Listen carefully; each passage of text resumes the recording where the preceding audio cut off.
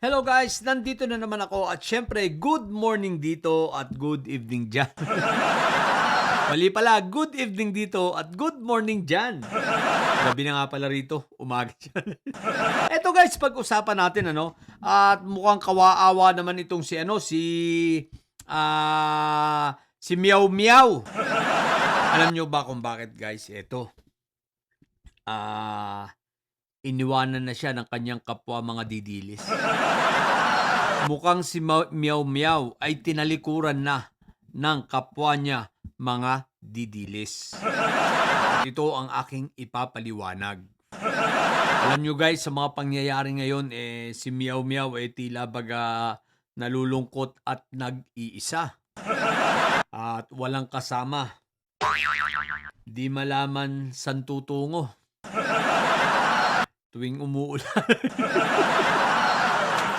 Kanta yun tuwing umuulan. Di alam saan tutungo di ba kanta yun? Anyway guys, eto. Seryosong usapan si Meow Meow mukhang tinatabla siya ngayon ng kanyang mga kapwa didilis.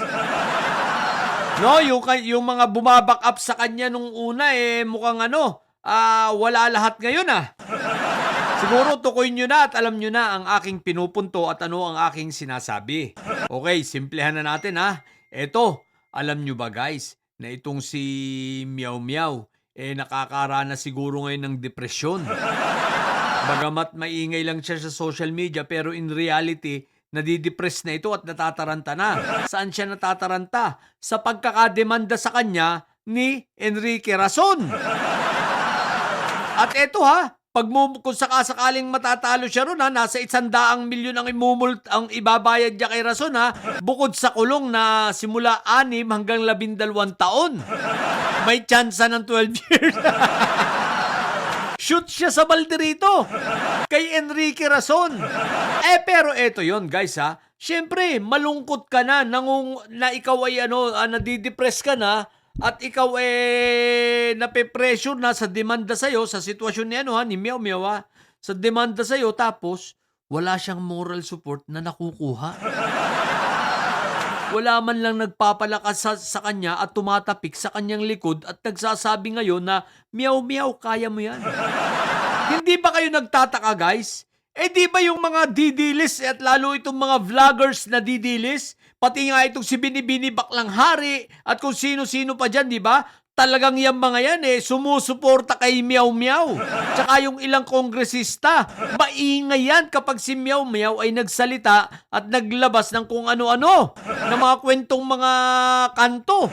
Di ba? Sila ay nag-iingayan at pag iyong, anong tawag dito, tinira mo si Meow Meow, bebwelta ang mga yan. Ipagtatanggol talaga nila si Meow Meow. Pero sa sitwasyong ito guys, aba, Meow Meow, mukhang nag-iisa ka.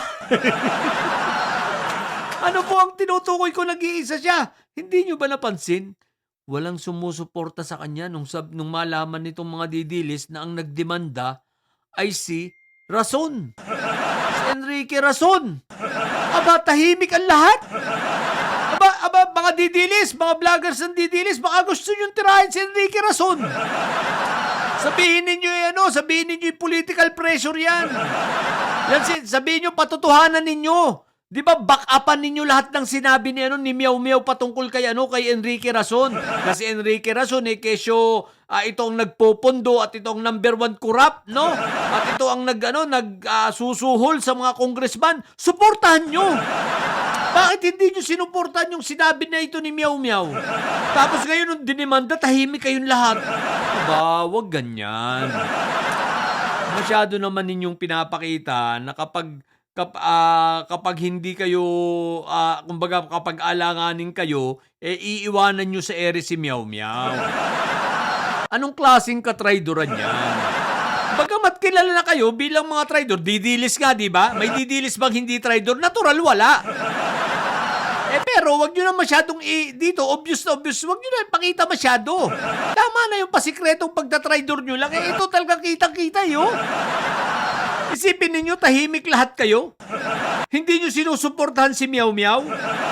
Ang tibay-tibay ng mga salita at naratibong yun ni Meow Meow tapos hindi ninyo sinusuportahan.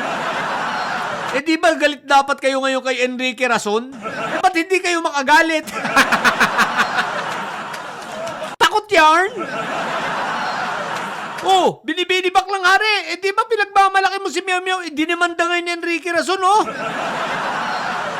Bakit no comment ka? Mga bayoteros, mga baluga. Magsilabas kayo sa kuweba ng mga anga. Diba, labas muna kayo sa kuweba ng mga tangat kaya kailangan ninyong depensahan si Meow Meow. Tulungan nyo naman. Bayoteros, hoy. Hindi nyo ba ipagtatanggol si Meow Meow laban kay Enrique Rason? Hindi nyo ba titirahin si Enrique Rason na idinemanda si Meow Meow? Aba, napaka-traidor nyo naman. Huwag kayong ganyan. Si Meow Meow na nga lang ang matapang na gumagawa ng mga fake news na ganyan tapos hindi nyo pa suportahan. Eh pare-pares naman kayong fake news, di ba? Kaya lang, patapangan lang yan. Eh si Meow Meow matapang. Hinaharap si Rason, eh kayo. Eh si Meow Meow, napasubo lang yun. Akala niya kasi susuportahan nyo. Tapos ang ending, iiwanan nyo pala. Ang ending, pababayaan ninyo. What the heck? Diba? So, anyari na. Maawa naman kayo kay Meow Meow, uy. Kung ako sa inyo, pakita ninyo na solid kayo, mga didilis. Ipakita ninyo na buo ang suporta ninyo sa hirap at ginhawa, magkasama kayo. Hindi yung ngayon nag-iisa si Meow Meow. Sa hirap siya lang, sa ginhawa kasama nyo. Nung hindi pa niya tinitira si Rason, panay ang palakpak ninyo. Panay ang pagtatanggol nyo kay Meow Meow. Eh bakit kayo hindi nyo may pagtanggol? Dapat, di ba, nasa na ngayon dahil dinimanda siya ni Meow Meow, di ba dapat sinisiraan nyo na rin si Rason? Di ba dapat ngayon marami na kayong naratibo tapos ginagawa nyo na lang kung ano-anong iskandalo si Rason? Dahil ganun naman kayo, di ba? Dapat gumagawa na kayo ng mga iba't ibang mga memes ni Rason, di ba? Hoy, mga didilis, ano na? Bakit hindi nyo na ginagawa si Rason? Napaka-unfair nyo. Eh di ba dapat dahil dinimanda ni Rason yung inyong matinding taga-usig at matinding pambato ninyo, di dapat nakasuporta kayo. Dapat ang dami nyo ng fake news ngayon kay Rason. Eh bakit hindi nyo ginagawa? Aba, sayang ang pagiging didilis. Hindi yan yung alam kong didilis. Ang alam kong didilis, matatapang sa fake news. Ang alam kong didilis, pag may tinirang kasama nila, bebelta ang mga yan. Bebelta sa pamamagitan ng fake news. Tapos gagawa ng memes, gagawa ng mga kwento, gagawa ng istoryang kung ano-ano. O di ba ganyan kayo mga didilis? Aba, mukhang nawala yung trademark yung yun. Mga didilis, anyari. What the heck? Ito, leksyon sa'yo ito, pangalan to, Meow Meow. Nakita mo na yung mga kasamahan mo, hindi tapat sa'yo yan. Kita mo, iniiwanan ka ngayon sa ere, pinababayaan ka. Kahit si Libiste, pinababayaan ka ni Lipiste. Diba, si Lebentador, yung mahilig magbenta. What the heck?